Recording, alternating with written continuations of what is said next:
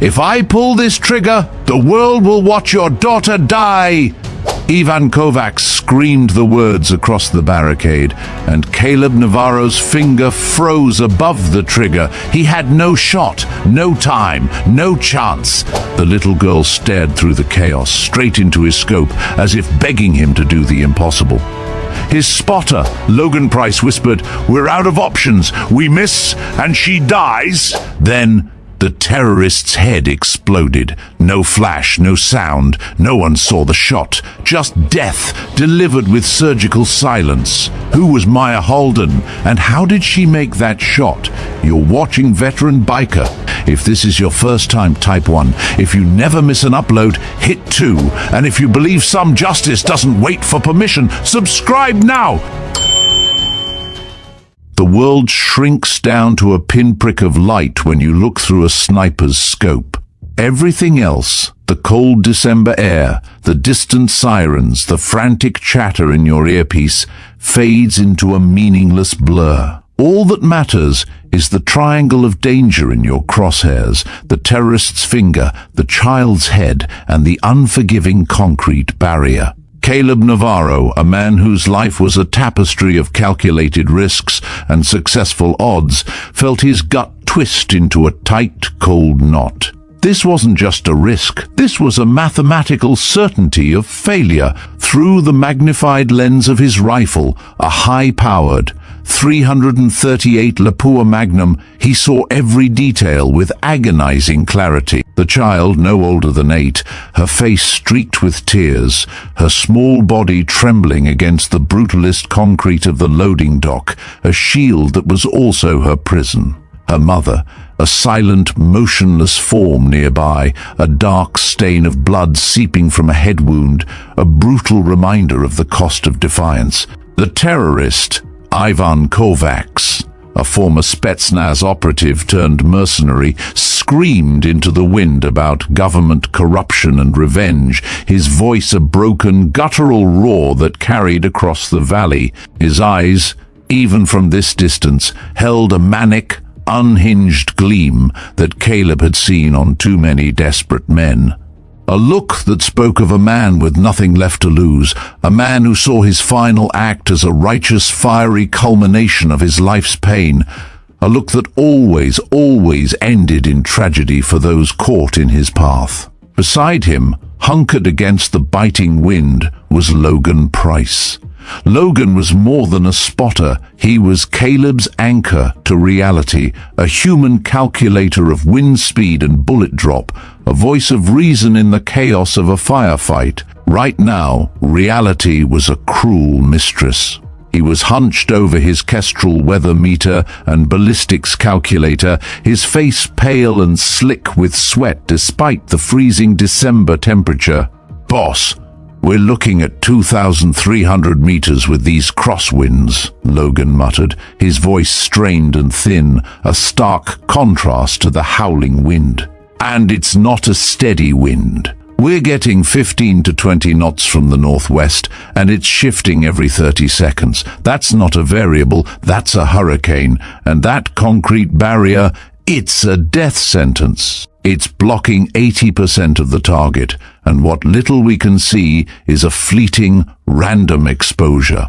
Caleb adjusted the parallax on his scope, his mind racing through every conceivable angle, every ballistic permutation. The abandoned industrial complex where Kovacs had taken his hostages was nestled in a deep valley between two steep hills, creating a natural wind tunnel that made precision shooting nearly impossible. The terrain itself was a conspirator.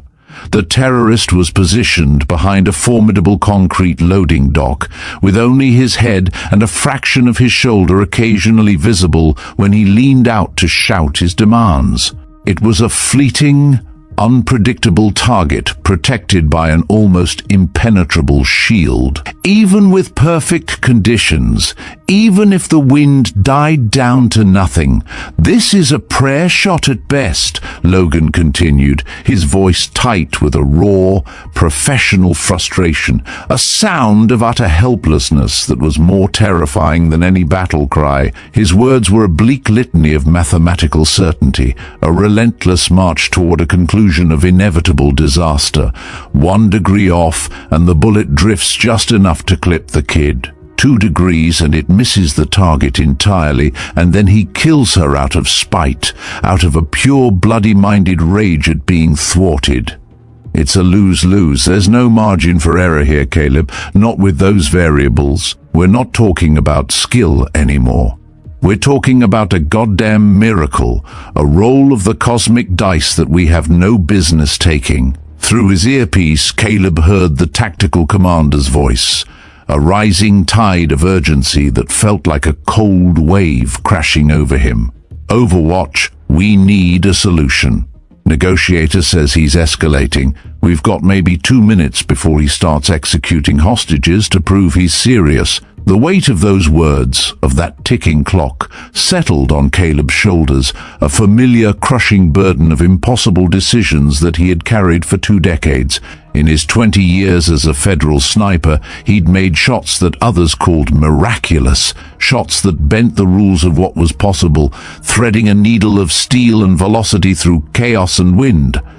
But this felt different. This felt like being asked to defy gravity, to rewrite the fundamental laws of the universe with a single high-powered bullet, all while a child's life hung in the balance, a fragile thread waiting to be cut by a maniac's whim. The pressure was a physical force, a tangible weight pressing down on him, threatening to crush his resolve, to splinter his years of training and expertise into a fine dust of futility. Every fiber of his being, every instinct honed over a lifetime of service, screamed at him to find a solution, but his mind, a cold, calculating machine, could only deliver one answer: there was none. The silence in his own earpiece was the sound of a man facing the end of his professional world, knowing that the only way to win this game was to somehow cheat the universe itself.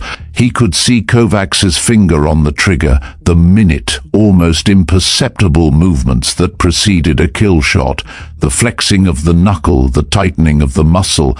These were the movements of a man preparing to take a life. "Logan, what if we wait for the wind to die down?" Caleb asked, a flicker of desperate hope in his voice, though he already knew the answer. It was a question born of desperation, a last futile attempt to find a path where none existed. "Weather report shows it's only getting worse," Logan replied, his voice heavy with the grim finality of a death sentence. "Storm front moving in from the west. The gusts are going to get stronger. Boss, I've run this calculation 6 different ways, from every possible angle, with every conceivable adjustment. The variables are just too extreme. We're talking about threading a needle in a hurricane from 2 kilometers away. It's mathematically 0. The probability of success is a non-existent number." Below them, Kovacs pressed the rifle barrel harder against the child's temple. Caleb could see her lips moving in what looked like a silent, desperate prayer. Her father, a man Caleb could only see as a shape of pure agony, was bound and gagged nearby, struggling against his restraints so violently that blood ran down his wrists. The scene was a grotesque tableau of helplessness and rage, a living nightmare played out in broad daylight for the world to see. Caleb's thumb brushed the safety on his rifle, a purely reflexive action, but he didn't move to fire. He was a professional, a protector. He would not, could not, risk the child's life on a shot with a 0% chance of success. The ethical and moral weight of that decision was heavier than his rifle. "Command, be advised, we do not have a clean shot," he reported, the words tasting like ash in his mouth, a bitter admission of failure. "Repeat, no clean shot available from this position. The target is shielded, and the winds are too erratic. Any shot would have a high probability of hitting the hostage. Copy that. Overwatch, stand by for alternative solutions. The commander's voice crackled, but Caleb knew there were no alternatives. Any ground assault would result in a bloodbath. The negotiator had been trying for hours to establish meaningful dialogue, but Kovacs seemed more interested in making a statement than in survival. This was a man who had come here to die, and he intended to take innocents with him. The only way out was through the impossible. Caleb watched through his scope as Kovacs raised his voice again, his movements becoming more erratic and violent. He grabbed the little girl by her hair, lifting her partially off the ground, a cruel, monstrous act that sent a shockwave of rage through Caleb. He felt his finger instinctively move to the trigger, even though he knew the shot was impossible. The final squeeze was coming. The moment was upon them. 30 seconds. Maybe less, Logan whispered, his own eye pressed to a spotting scope, his voice a ragged whisper of a man counting down to disaster. He's working himself up to it. I can see it in his body language. The end is near.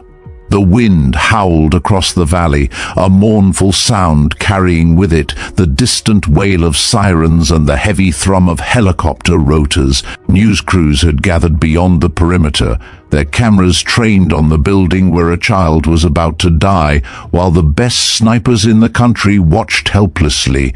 Caleb felt sweat beading on his forehead despite the cold as he watched Kovacs' finger begin its final fateful squeeze on the trigger. The world seemed to slow down, every second stretching into an eternity of dread. And then a new agonizing detail. The little girl looked directly at Caleb through the scope, as if she could somehow see him across the impossible distance. Her eyes, filled with tears and a heartbreaking innocence, held a trust that broke his heart, the pure faith of a child who believed that someone, somewhere, would save her. It was a silent plea, a hook that pierced his soul, a moment of connection that transcended the chaos and the distance. Then, impossibly, a crimson mist exploded from the terrorist's head. He crumpled like a puppet with cut strings, his weapon clattering harmlessly to the concrete as the child stumbled free. Silence, a profound, ringing silence descended upon the valley, broken only by the wind. The world, which had been racing towards a horrifying climax, now stood still, caught in the breathless aftermath of a moment that defied comprehension. The crimson mist, a brief, violent punctuation mark on the scene, hung in the air for a second before being swept away by the merciless December gusts. Below, the little girl, a living miracle, stood frozen, her small body splattered with the blood of her captor. Ivan Kovacs, the man who had held them all captive in a web of fear and despair, lay motionless on the concrete, his weapon a harmless piece of metal beside him. What the hell just happened? Logan's voice, usually a model of calm, professional command, cracked like a teenager's as he frantically swept his spotting scope across every possible shooting position in the valley. The sound of his voice was not one of a trained spotter, but of a man whose reality had just been shattered. His hands, which had been so meticulous with his ballistics calculator, capable of dialing in fractions of a minute of angle, now trembled so violently that the scope shook, rendering his frantic search useless. He wasn't looking for a shooter anymore, he was looking for an explanation, a logical anchor in a sea of impossible data. The terrorist, Ivan Kovacs, lay motionless in an expanding pool of blood, a perfect surgical headshot that had somehow threaded itself between the hostage and a concrete barrier that should have made the shot not just difficult, but absolutely impossible. Caleb felt his own hands trembling, the high-powered rifle suddenly feeling like a dead weight, a relic from a world that no longer existed. He tried to process what he'd just witnessed, but his mind, a machine built for cause and effect, was seizing up. 1 second, Kovacs had been squeezing the trigger, his face a mask of pure, unadulterated rage, his eyes burning with a manic gleam.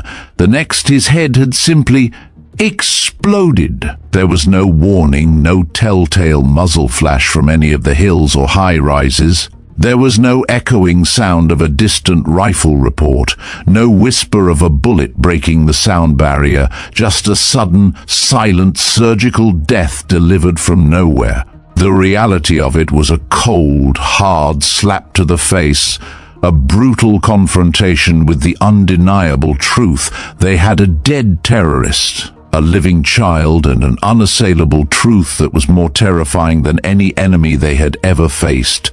They hadn't fired the shot. The universe, it seemed, had a sniper of its own, and she didn't play by the rules. "Did you see a muzzle flash? Anything?" Caleb demanded, his voice a disbelieving rasp, his mind still grappling with the sheer impossibility of the moment. He was a man who lived by logic, by the predictable laws of physics and ballistics. What he had just seen violated every single one of those laws. But Logan was already shaking his head, his face pale as parchment, the color drained from him by a shock that went deeper than just the adrenaline. "Nothing, boss. I was scanning the entire grid when it happened. No flash, no movement, no disturbance of any kind. It's like the bullet materialized out of thin air. I mean, I've seen some things, but this is different. This is wrong."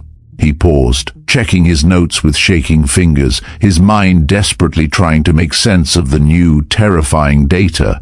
The angle of impact. "Caleb, this is impossible. The bullet came from the northeast, but we cleared that entire sector.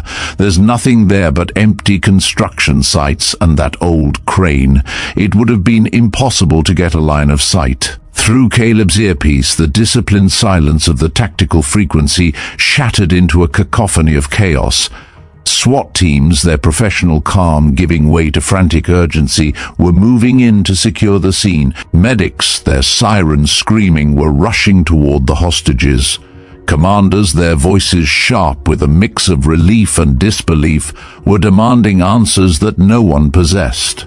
Below, the little girl, now a living miracle, was sobbing uncontrollably in her father's arms, both of them alive against all odds. But Caleb felt no surge of relief, no wash of professional satisfaction. Instead, a growing dread, cold and corrosive, settled in his stomach like a lump of ice water. The simple, clean victory had been tainted, irrevocably soiled by an impossible, unexplainable act. "Command, this is Overwatch," Caleb reported, his voice a masterclass in professional control, a deliberate Herculean effort to sound sane in a world that had just gone mad. "Target is down. Hostages appear secure, but we did not take the shot. Repeat, we did not fire." The words tasted like a lie, a betrayal of everything he stood for, but they were the only truth he had. The radio crackled with a storm of confused, angry responses. "Overwatch, confirm your last. Did you say you did not engage?" The commander's voice was sharp, a dagger of disbelieving authority. "That's correct, command." Shot came from an unknown position. "We're trying to locate the source now." Caleb swung his high-powered rifle toward the northeast, his gaze sweeping across the construction zone that Logan had mentioned.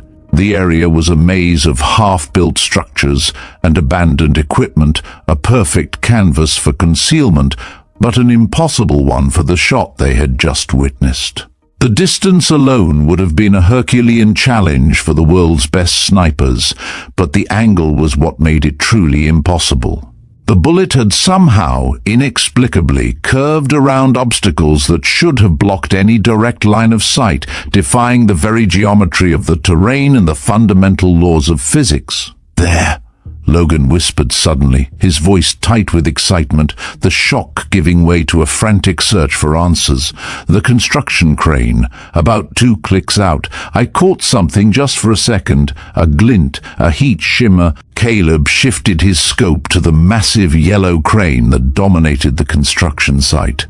It was an old tower crane, the kind used for high-rise construction, with a long horizontal jib that stretched out over the valley. The operator's cab was empty, had been for months, according to their intelligence, but something about it nagged at Caleb, a sense of unease that he couldn't shake. The angle was all wrong, though. Even from that height, the shot would have required the bullet to pass through solid concrete. It was a physical impossibility, a violation of the most basic laws of ballistics. "Run the ballistics," Caleb ordered, his voice a low, cold command that was less an instruction and more a desperate act of defiance against the unexplainable. He already knew what Logan would find. The numbers would scream the same impossible truth. Logan's fingers, which had been so meticulous with his calculations, now flew over his calculator with a frantic, desperate energy, inputting the wind speed, the staggering distance, and the trajectory data with the haste of a man trying to outrun a ghost. After several minutes of this frantic, futile calculation, he looked up with an expression of pure, gut-wrenching bewilderment. The color drained from his face. "Boss, if the shot came from that crane," he stammered, the numbers a foreign language to him now, a nonsensical series of digits that no longer made sense. The bullet would have had to travel 2,300 meters, compensate for a crosswind that was shifting every 30 seconds like a living thing, and somehow pass through a gap between concrete barriers that's maybe 4 inches wide.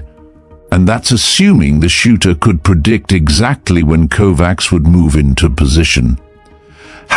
What's the probability of making that shot? Logan stared at his calculations for a long, agonizing moment, the numbers on the screen a mocking testament to the irrationality of the moment. Then he looked up, his eyes meeting Caleb's with a mix of awe and terror, a look that said he had just seen God and found him to be a sniper. "Mathematically, 0.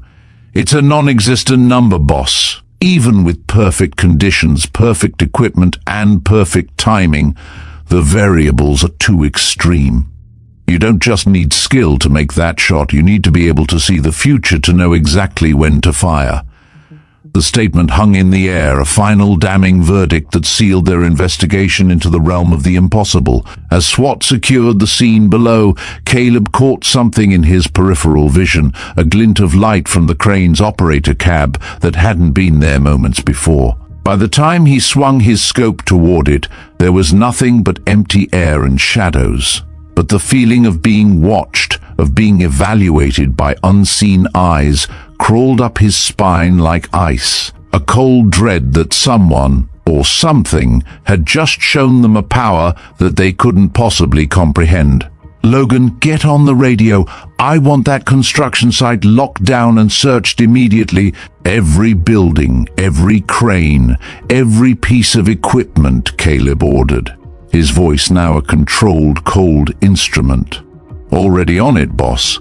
Logan was speaking rapidly into his radio, coordinating with ground teams. But even as he gave orders, Caleb knew they wouldn't find anything. Whoever had made that shot was already gone, vanished like smoke in the wind.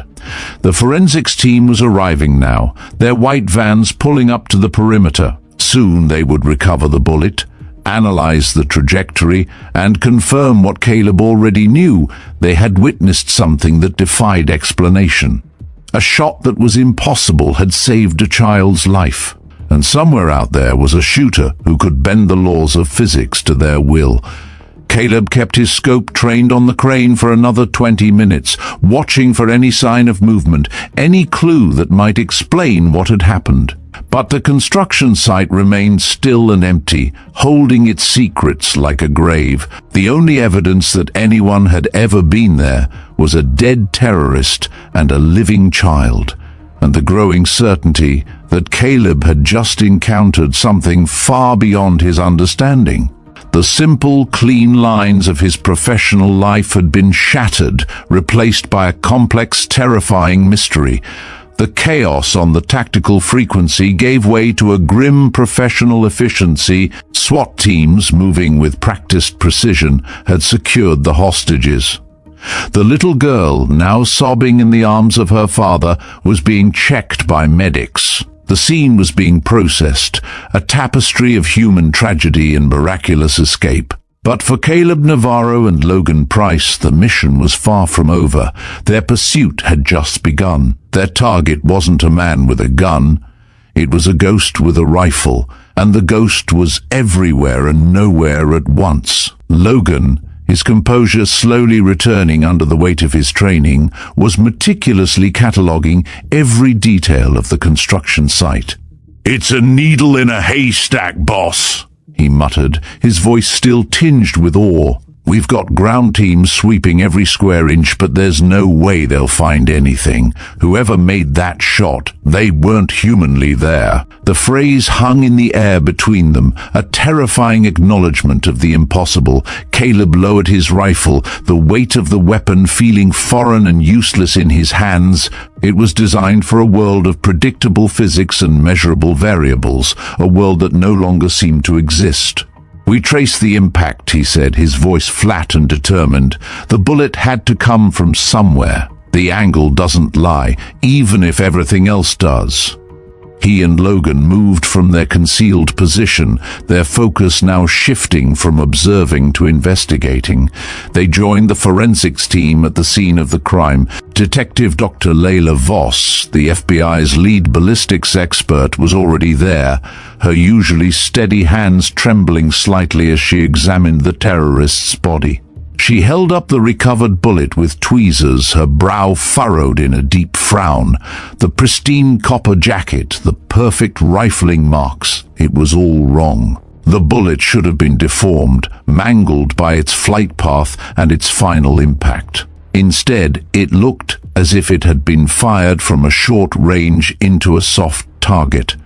It came from the northeast, approximately 2.3 kilometers out, Dr. Layla Voss announced to the gathering of bewildered investigators, her voice a strained whisper that struggled to contain a mounting sense of professional horror. On her tablet, a sterile holographic reconstruction of the crime scene rotated in the air before them, a digital testament to the surreal reality they were all facing. The trajectory analysis shows it passed through a gap no wider than 6 inches between two concrete pillars, a shot that should have been impossible even at close range. She trailed off, shaking her head slowly in profound disbelief. The motion a physical representation of her internal struggle. But here's what truly doesn't make sense.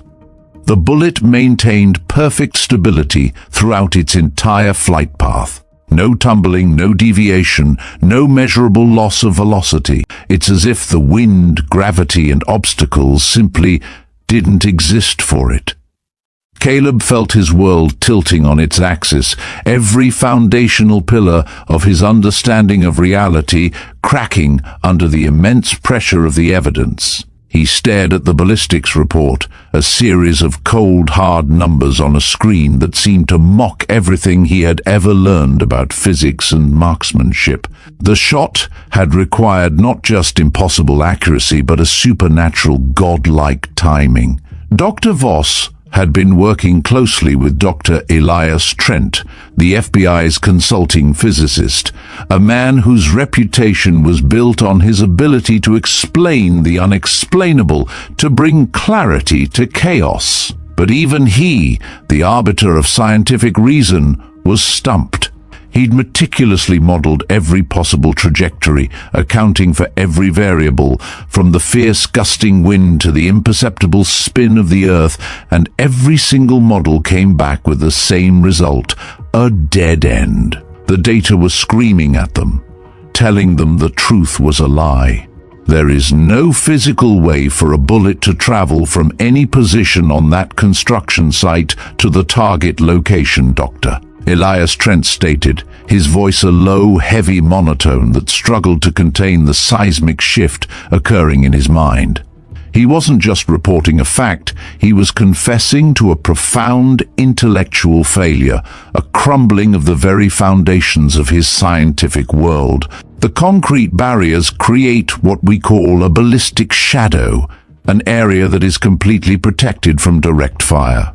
His words were a scientific condemnation of their entire investigation, an unyielding brick wall of logic that their reality was now crashing into with sickening force.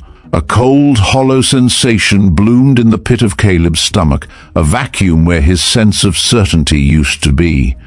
"So what are you saying, Doctor?" he asked, a question torn from his throat like a desperate gasp for air. He needed Trent to put a name to the phantom, to give him a tangible enemy to fight, even if that enemy was an idea. He needed a label for the monster, a category for the impossible, anything to prevent the utter chaos from swallowing him whole. He was a hunter, and a hunter needs a target, not a paradox. Dr. Trent met his gaze, his eyes wide and haunted, the look of a man who had stared into an abyss and found it staring back. "I'm saying that according to the laws of physics as we understand them, this shot never happened. It is an impossibility." He paused, gesturing with a trembling hand toward the scene of the crime. "And yet we have a dead terrorist and a recovered bullet that proves it did. It's a paradox, an unresolvable conflict between our data and our reality. Either our measurements are fundamentally wrong, or we're dealing with a technology, a capability that is so far beyond our own, it's not a step, but a leap across centuries of human understanding." The finality in his voice was absolute, a chilling pronouncement that stripped away every comforting certainty Caleb had ever held. Leaving the circle of bewildered investigators behind, Caleb and Logan moved like men in a trance toward the towering, rusted monument of their mystery, the old crane. Its yellow frame seemed to loom over the valley like a silent, indifferent god. Ground teams had already conducted a cursory search, but their faces told a story of futility. Caleb's eyes, however, were not on the ground but on the operator's cab, a solitary empty box suspended against the vast sky. It was a perfect vantage point for a sniper, and yet a geometrically impossible one. The air around them felt heavy, charged with a lingering presence. It was a primal, almost superstitious feeling, the sense that they were walking on the haunted ground of a forgotten god. As they neared the base of the crane, its cold steel and abandoned machinery a stark reminder of industrial decay, Logan's sharp, practiced eyes caught a flash of something out of place.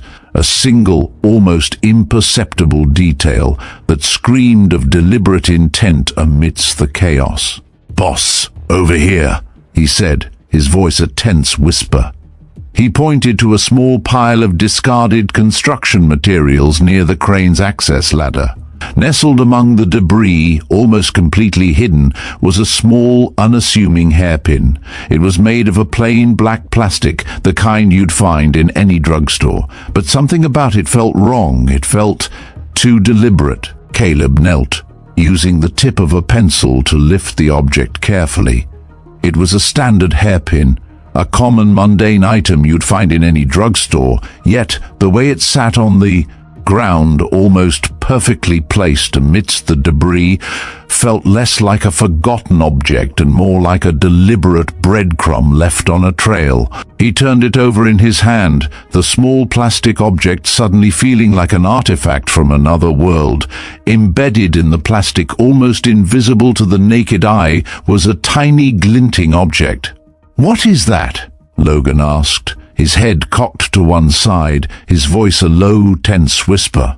Caleb, using his multi-tool with the surgical precision of a bomb disposal expert, carefully pried the chip from the plastic. It was the size of a pinhead, and upon closer inspection he could make out a series of microscopic markings that spoke of technology far beyond their known capabilities. "It's a GPS chip," he breathed, the words a quiet thunderclap of realization in the vast silent space. "Military grade. The kind you'd find in a high-tech drone or a guided projectile. But it's not just a tracker. It's a positional beacon. It's designed to provide exact coordinates with centimeter accuracy. Logan's eyes widened, the implications hitting him with the force of a physical blow. A beacon? So the shooter wasn't just shooting at a guy from a distance. They were shooting at a set of coordinates, like a guided missile. But that doesn't make sense. You can't guide a bullet. It's a dumb projectile. The words hung in the air, a desperate plea for logic in a world that was rapidly shedding its skin. "No," Caleb replied, his voice a low, tight rasp that seemed to cut through the swirling wind. The word was a final, damning dismissal of every theory they had entertained. "You're thinking of a bullet as a dumb projectile, Logan. But maybe you can tell a bullet exactly where to go. This isn't random. This isn't some rogue sniper with an impossibly lucky shot. This is a message. This is a sniper with technology that doesn't exist, a weapon that defies the very laws of our reality." His gaze, now fixed on the tiny chip in the evidence bag, was intense, almost reverent. This chip wasn't dropped by accident. It wasn't lost in the chaos. It was left here for us to find. The words hung in the air, a terrifying pronouncement of intent. The discovery of the GPS chip added a new, bone-chilling layer to the mystery. The phantom they had been hunting was no longer a supernatural anomaly, but a highly skilled operative, someone with access to technology so elite it was indistinguishable from magic. It was the cold, hard certainty of a human enemy, one whose capabilities were far beyond their comprehension. This wasn't just a shot, it was a statement, an act of audacious defiance, a cruel kind of artistry. The philosophical dread of the impossible had now been replaced by a more visceral, more terrifying fear, the fear of a human mind, a human will that had bent the universe to its own silent justice. The mystery was no longer a simple question of how, but a far more profound and unsettling one. Who, and more importantly, why? They were no longer hunting a ghost. They were a part of a ghost's game. And the rules had just been rewritten. The tiny military-grade GPS chip felt cold and insignificant in Caleb Navarro's palm, yet it was a key that had just unlocked a far more terrifying truth. This wasn't the work of a phantom, this was the work of a ghost with a fingerprint, a ghost that left behind a deliberate trail of breadcrumbs. The philosophical dread of the impossible had now been replaced by the cold, hard certainty of a human enemy. An enemy whose capabilities were so far beyond their comprehension they might as well be from another planet. Logan Price, his face a mask of stunned awe, stared at the tiny chip in the evidence bag, his mind racing to comprehend the implications. It was a marker, he breathed, the realization dawning on him like a cold, terrifying sunrise. They weren't just shooting from here. They were using this location as a coordinate, a reference point. But why? You can't guide a bullet. It's not a missile. His question hung in the air, a desperate plea for logic in a world that was rapidly shedding its skin of predictable physics. "No," Caleb replied, his voice low and tight with a new kind of resolve, the uncertainty from before replaced by a grim certainty. "You can't, but maybe you can tell a bullet exactly where to go. This wasn't dropped by accident. It was left here for us to find." The discovery of the chip had changed everything. It shifted the narrative from a supernatural event to a meticulously planned act of precision, an act that bordered on a cruel kind of artistry. The mystery was no longer a question of an impossible shot, but of a calculated, almost theatrical performance. The forensic teams, a sea of white suits against the grim backdrop of the industrial complex, were now working under the guidance of Dr. Layla Voss and Dr. Elias Trent. The scene of the crime was a puzzle, and they were the only ones equipped to put the pieces together.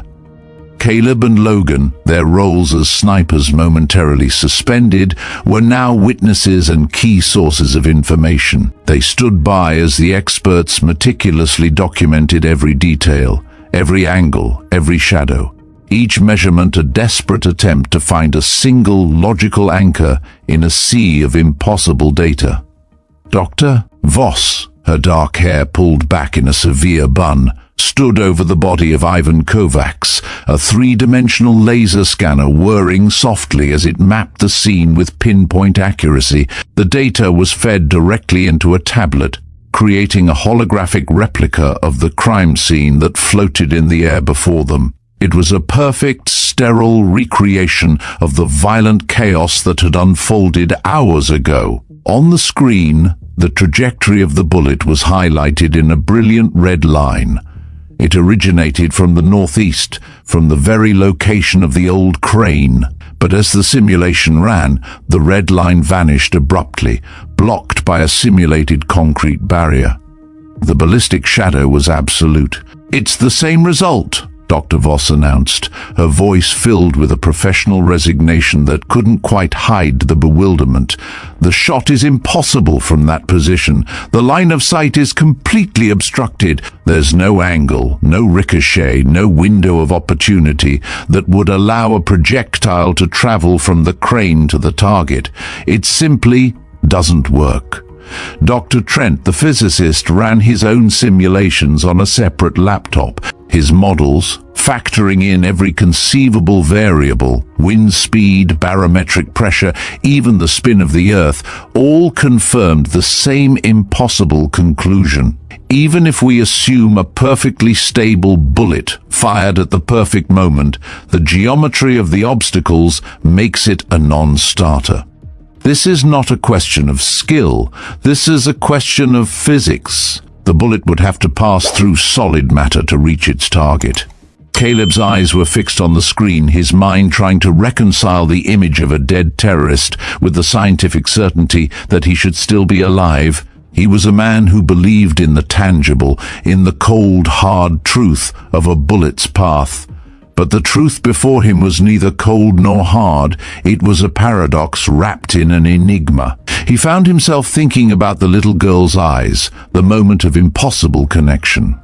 He realized that the shooter, Maya Hayden, had not only defied physics, but had also defied the very essence of what a sniper does. A sniper is invisible, a ghost, but she had made sure they saw, she had made sure they knew.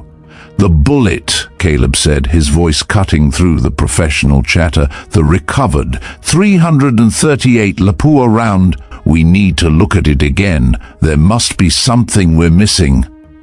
Dr. Voss nodded, and the holographic image on her tablet shifted to a high-resolution scan of the bullet itself. The 338 Lapua round was a thing of beauty, designed for extreme long-range accuracy, but this one was pristine. It was shocking. After traveling over 2 kilometers and punching through a human skull, it should have been deformed, the tip blunted, the rifling grooves scarred by the force of impact. Instead, it was perfect. The copper jacket was smooth, the tip unblemished. It was as if it had passed through air, not bone and tissue. No tumbling, no deformation, no loss of velocity that we can detect, Dr. Voss confirmed, her voice a monotone of professional shock. "It's like it barely touched anything. The terminal ballistics, it makes no sense. The bullet acted as if the target was a soft, gelatinous mass, not a human skull. The implication hung in the air, a terrifying ghost in the machine, a bullet that didn't obey the rules of impact. A shot that didn't obey the rules of trajectory. The deeper they dug, the more impossible the story became. The forensics weren't lying, the numbers were absolute, but the reality they described was pure science fiction. As the evening wore on and the moon began to rise over the valley, casting long spectral shadows, the teams recovered security camera footage from the surrounding buildings. The cameras, positioned on a hill overlooking the construction site, offered a grainy black and white view of the crane. Dr. Voss and Dr. Trent huddled over a laptop, sifting through hours of footage, looking for a flash, a hint, a single frame that would betray the shooter's presence. And then they found it. They found it. A single, fleeting anomaly in hours of monotonous security footage. The grainy black and white video from a traffic camera positioned on the hill overlooking the construction site was a low-quality window into a high-stakes mystery. Dr. Layla Voss, her finger hovering over the playback controls, leaned in close to the laptop screen, her breath catching in her throat. Caleb and Logan, their eyes glued to the screen, felt a jolt of raw anticipation. This was it, the moment of truth. "Watch the timestamp carefully," Dr. Voss instructed, her voice barely a whisper, as if a louder sound might frighten the truth away. The surveillance footage flickered to life on the screen, grainy and washed in the fading hues of twilight. From the fixed vantage point of a traffic camera mounted on a utility pole nearly a mile away, the construction crane stood tall in the distance, its yellow frame silhouetted against the amber sky like the bones of a sleeping giant. The operator cab, a small silent chamber perched at the apex, was shrouded in shadows. There was nothing visibly unusual about it. No movement, no glint of glass, no sign of life. Intelligence reports had confirmed it had been abandoned for months. No maintenance records, no electrical drawer.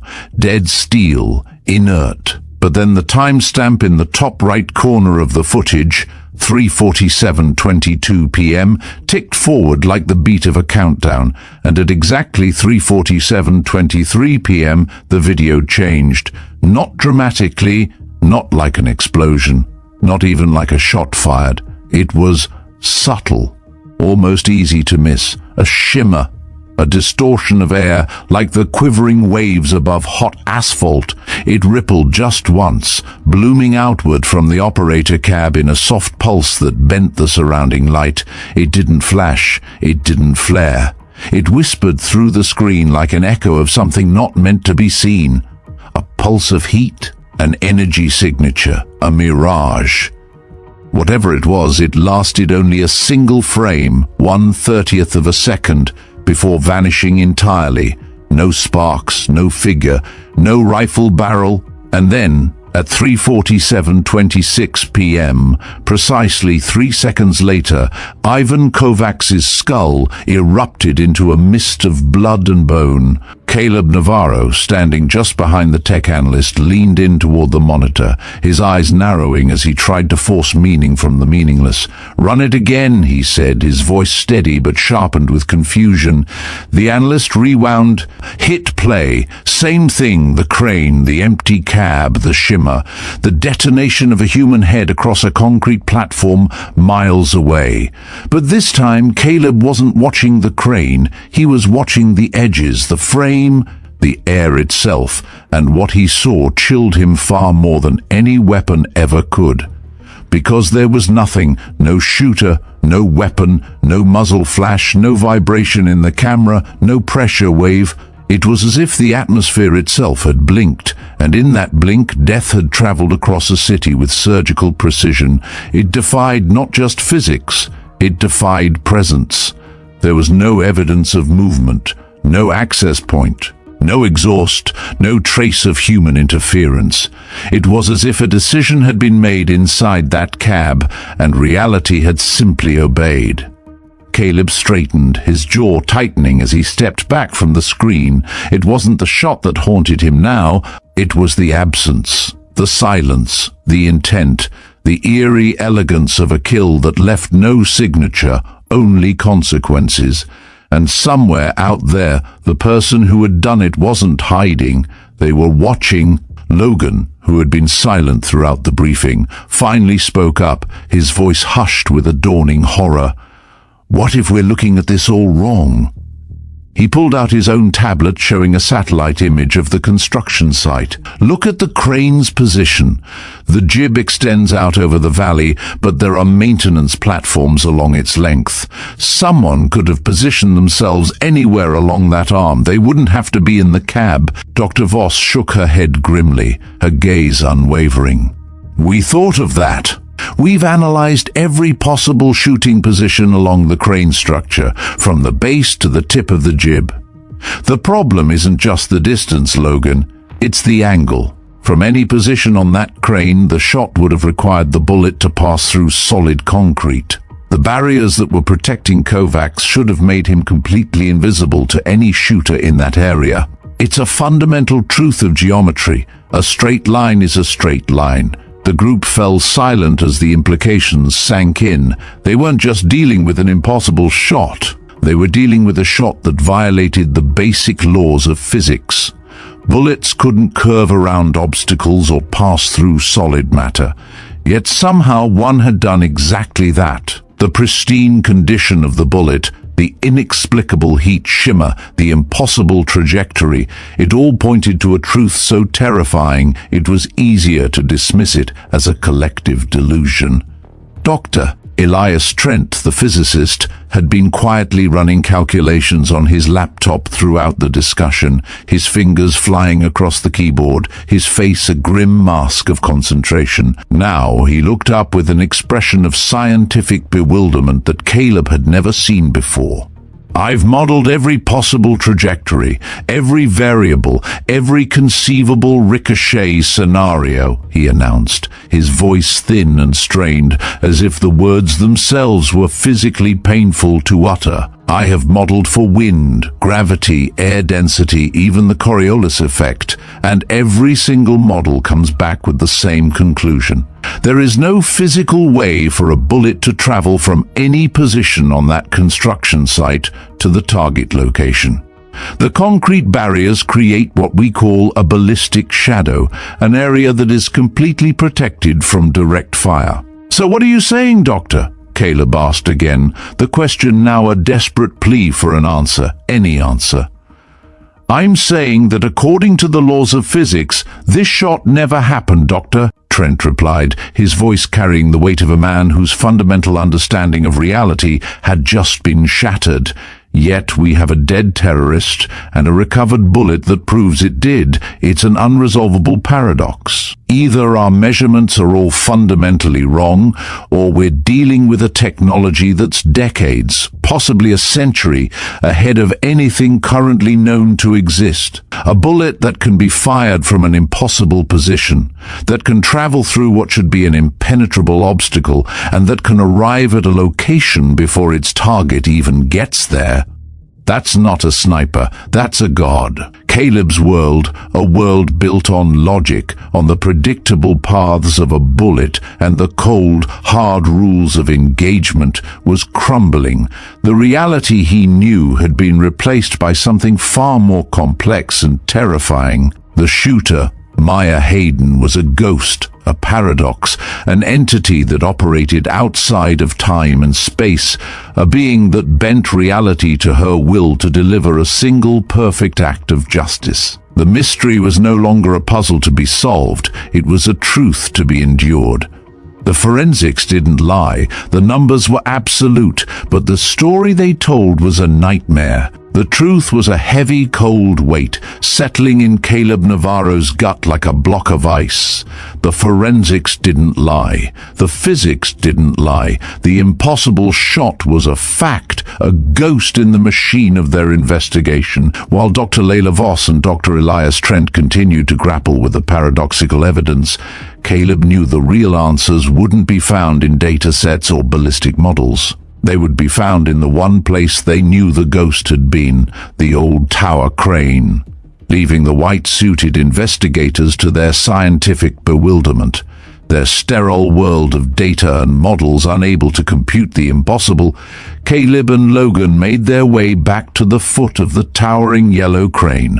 The GPS chip, now securely sealed in an evidence bag, was no longer just a piece of a puzzle. It was a constant, humming reminder of the deliberate nature of this mystery, a breadcrumb dropped by a ghost. "She left it for us," Caleb said, his voice low and firm, a new kind of certainty hardening his resolve.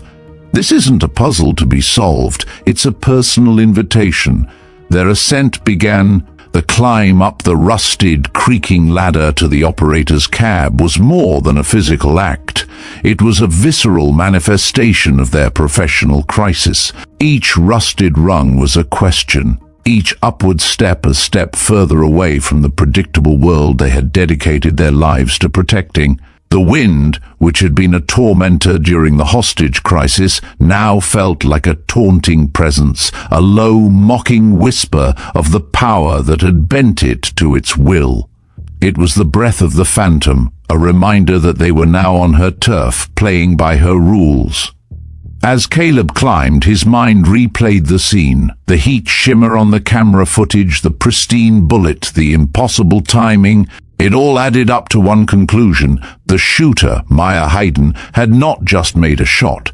She had orchestrated an act of defiance against reality itself. The goal wasn't just to kill the terrorist, it was to leave an undeniable, unexplainable mark on their world. She wanted them to know. She wanted Caleb to know. Finally, they reached the top. The view from the operator's cab was breathtaking. A panoramic vista of the entire valley spread out below like a miniature model. He could see the building where the hostage situation had unfolded, the flashing lights of the emergency vehicles, now a distant, silent symphony. But from this vantage point, the concrete barriers completely obscured the position where Ivan Kovacs had been standing.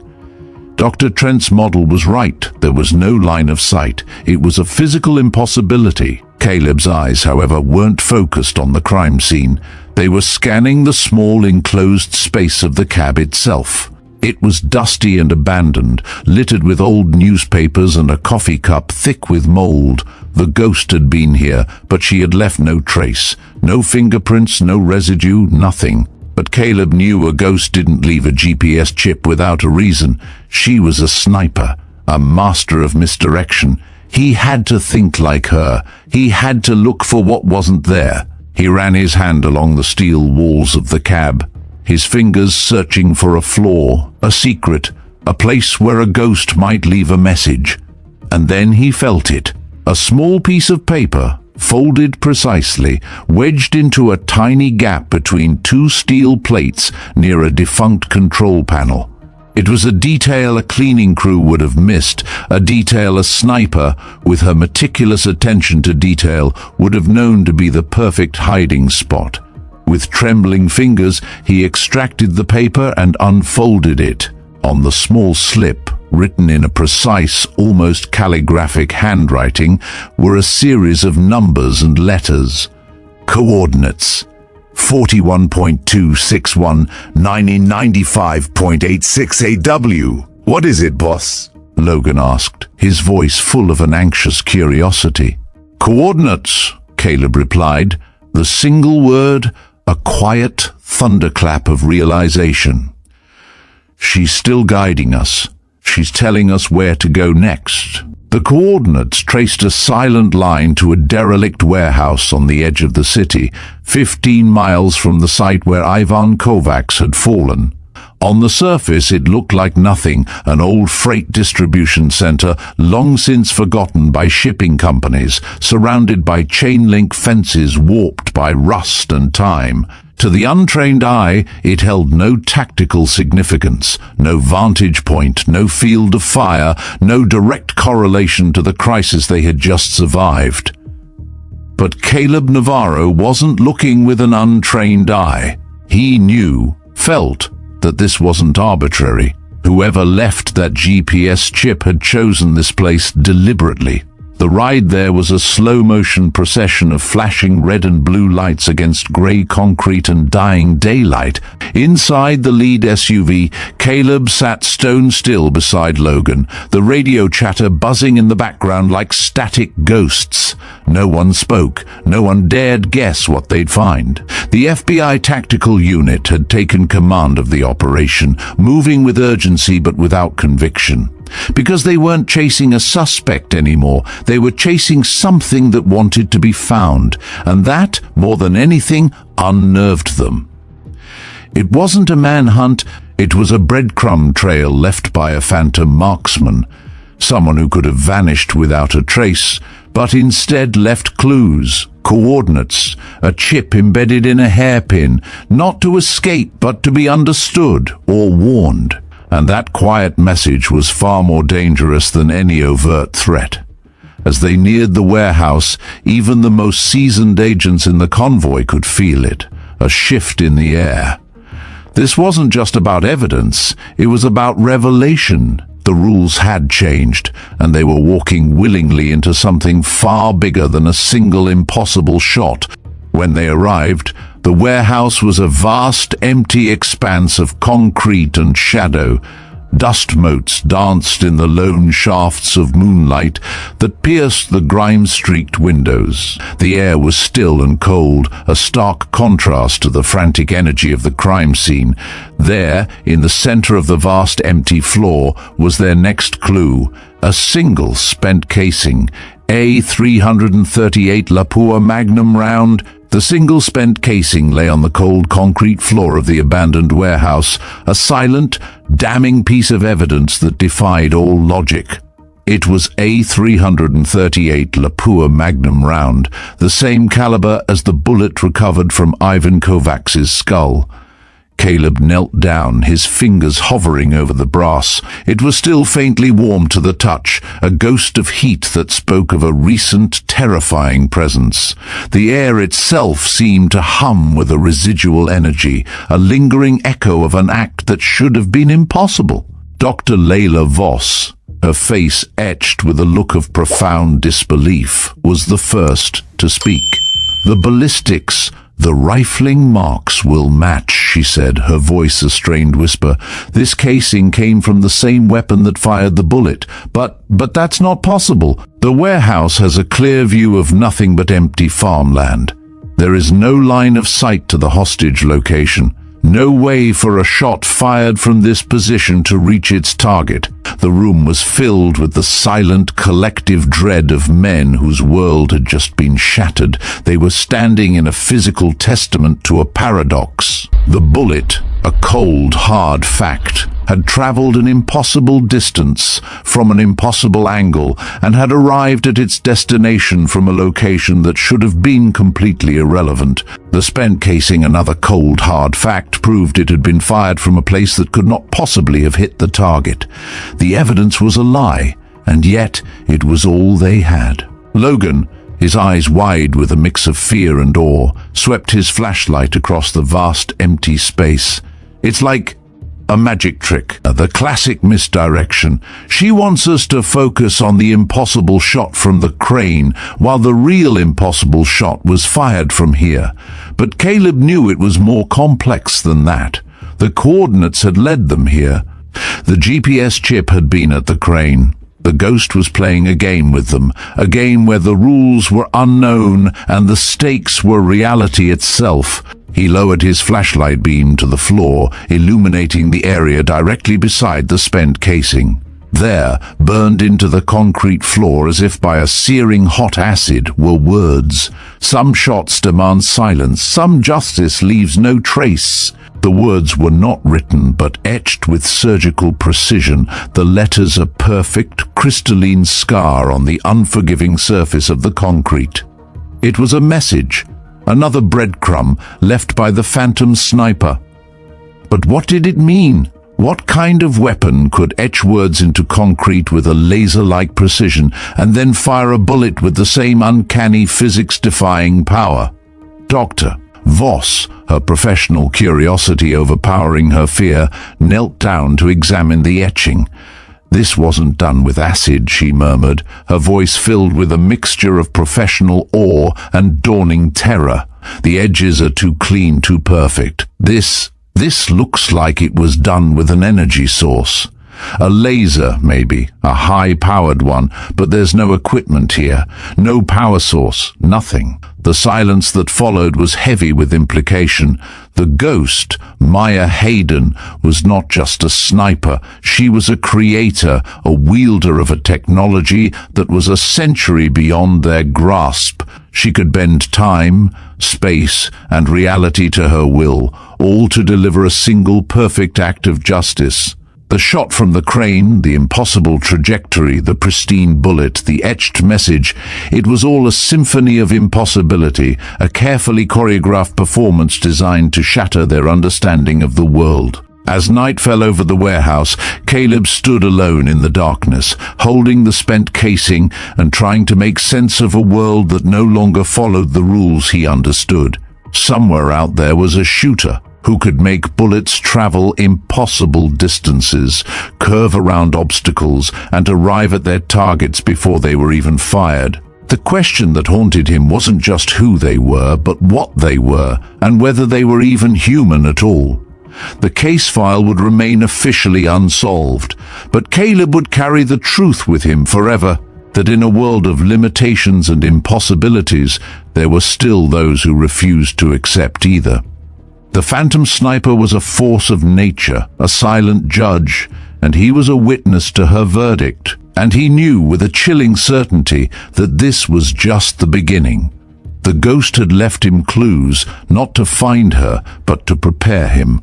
For what, he did not know, but he knew with a certainty that was both terrifying and electrifying that their paths were now intertwined, and he was now a player in a game with rules he couldn't possibly comprehend.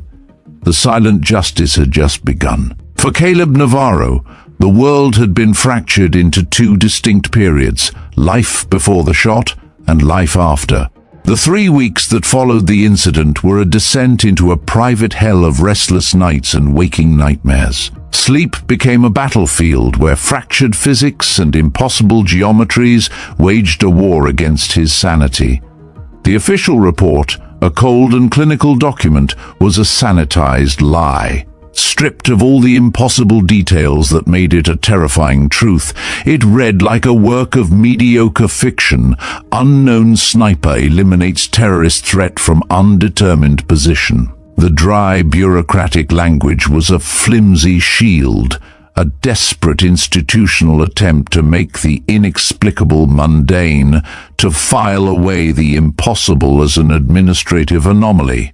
But Caleb knew the truth. And it was a poison, a slow-acting venom that was eating him alive from the inside out. He sat alone in the sterile solitude of his apartment, the spent 338 Lapua casing from the warehouse resting on his coffee table.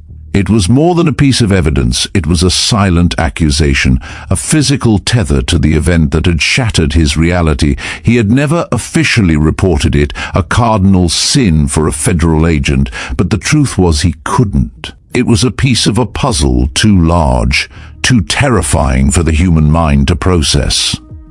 The nightmares had started immediately. Dreams where bullets curved through the air with a malevolent grace, like guided missiles obeying an invisible will.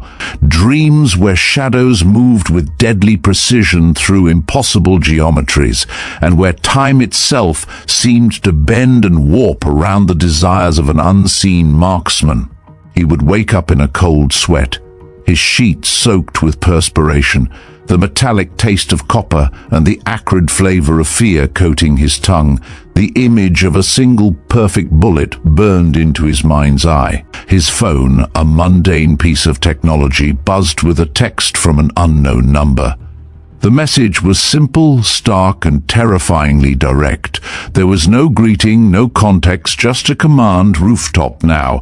Come alone, bring the casing. Caleb stared at the message for a full minute, his heart hammering against his ribs, a primal scream of every instinct telling him to stay inside, to call for backup, to pretend he'd never received the message. This was a trap. This was a delusion. But the truth was simpler and more terrifying. He was being summoned, and he had to go. The ghost had left him a trail, a series of clues designed for him alone. To ignore the final clue would be to accept the lie, and he couldn't do that. Not anymore. Against every screaming instinct, Caleb grabbed his service weapon and the casing, then climbed the narrow stairs to his building's roof. The December wind, colder and more unforgiving than before, cut through his jacket like a scalpel. The city lights below seemed to pulse with an otherworldly rhythm that made his vision swim. He was walking into a mystery, and he knew with a bone-deep certainty that he wouldn't be walking out the same man. She was standing at the edge of the roof, her silhouette barely visible against the city lights, as if she were made of shadow and starlight rather than flesh and blood. Maya Hayden. He couldn't make out her features, but something about her posture suggested coiled power, a predator at rest but ready to strike, a silent, deadly stillness that was both terrifying and mesmerizing. He stopped a respectful distance away, the cold air between them a palpable barrier of tension and unspoken questions. When she spoke, her voice was calm, yet it carried an accent he couldn't place. Something European, maybe Russian, but filtered through years of careful cultivation. "You've been asking questions, Agent Navarro," she said without turning around, her voice a low, melodic whisper carried on the wind, disturbing the careful balance that keeps certain truths hidden from those who aren't ready to understand them.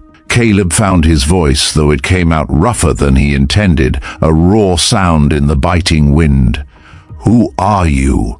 How did you make that shot?" She turned then, and Caleb saw a face that was sharp, angular, with the kind of beauty that suggested danger rather than comfort. Her eyes seemed to hold the weight of 100 impossible shots, 1,000 calculated deaths delivered from distances that defied comprehension. She appeared to be in her 30s, but there was an ageless quality to her gaze, a deep, weary wisdom that suggested she'd seen far more than any human lifetime should contain. "The shot was impossible because you were thinking like a sniper instead of thinking like physics," she said, taking a step closer, her movements silent, her feet seemingly barely touching the rooftop gravel. "You assume bullets must travel in straight lines. That cause must precede effect. That distance is an absolute barrier rather than a relative inconvenience." "That's insane," Caleb whispered, his own words sounding hollow and frail against the crushing certainty in her voice. But even as he said it, he felt the certainty of his worldview crumbling like sand, falling away to reveal a new, terrifying landscape. "Bullets can't curve around obstacles. They can't travel through time." She smiled then, and it was the most terrifying expression Caleb had ever seen. Not cruel, but infinitely patient, like a teacher explaining basic arithmetic to a child. "The bullet didn't travel in a straight line, Agent Navarro. It was fired from a place of perfect silence and perfect justice. The coordinates led you there. That was the point of origin." She gestured toward the spent casing in his hand. The crane, the impossible angle, the heat shimmer, those were all just the point of delivery. The bullet was not fired from the crane, it was sent to the crane. It materialized there, and then at the precise moment it was needed, it was delivered to the target. All I did was set the parameters. The technology did the rest. Caleb's mind reeled. A bullet that could be fired from one location and then sent to another to be delivered to a target. It was a level of technological superiority so profound it was indistinguishable from magic. She continued, her voice soft but firm.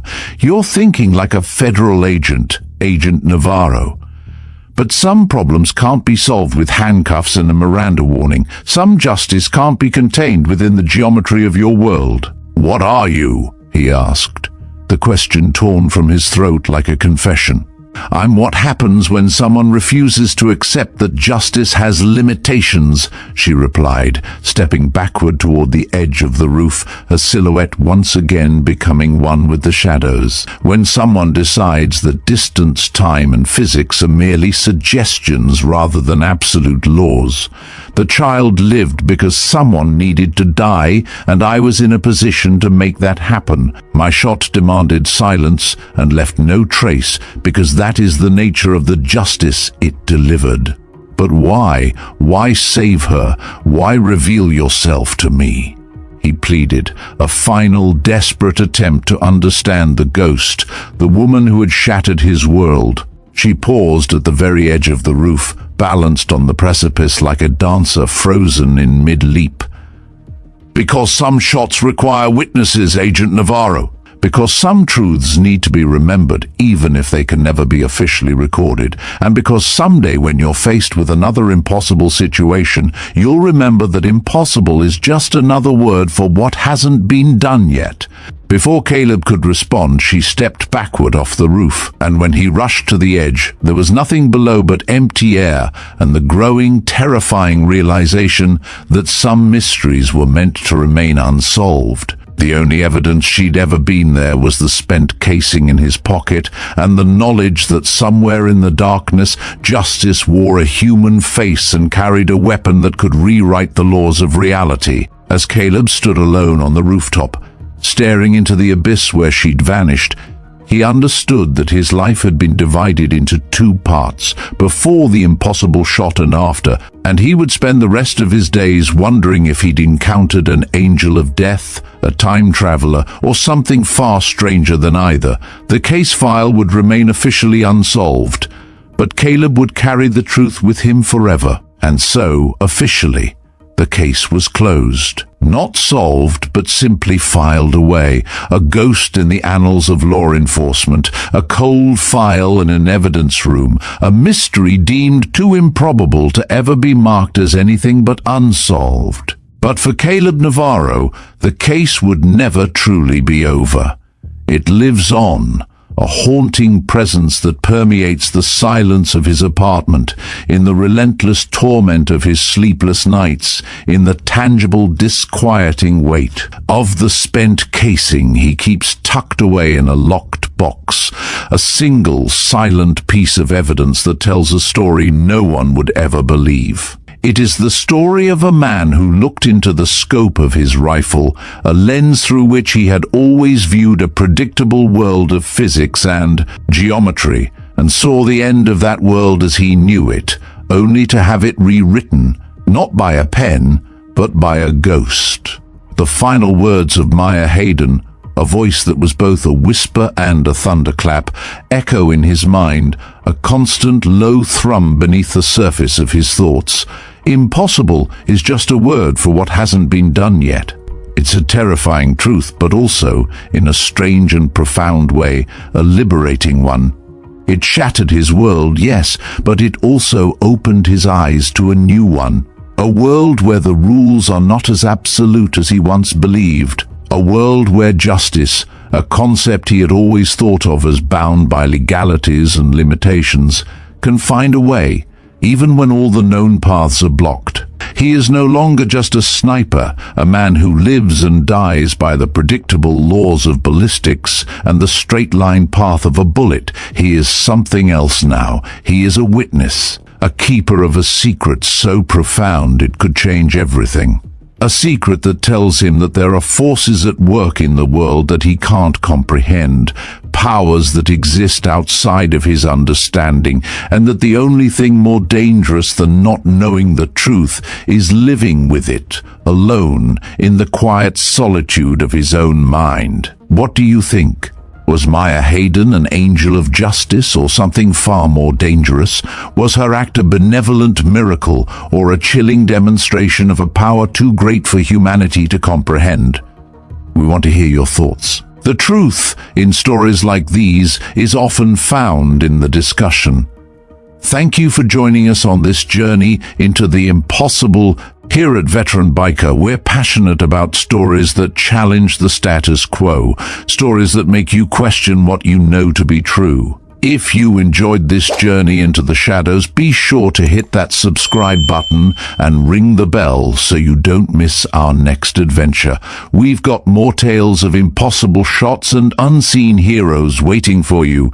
And if you're looking for another story that bends the rules of reality, check out the videos appearing on your screen now. They're sure to give you something to think about. Until next time, ride safe and keep your eyes open. You never know when you might witness the impossible.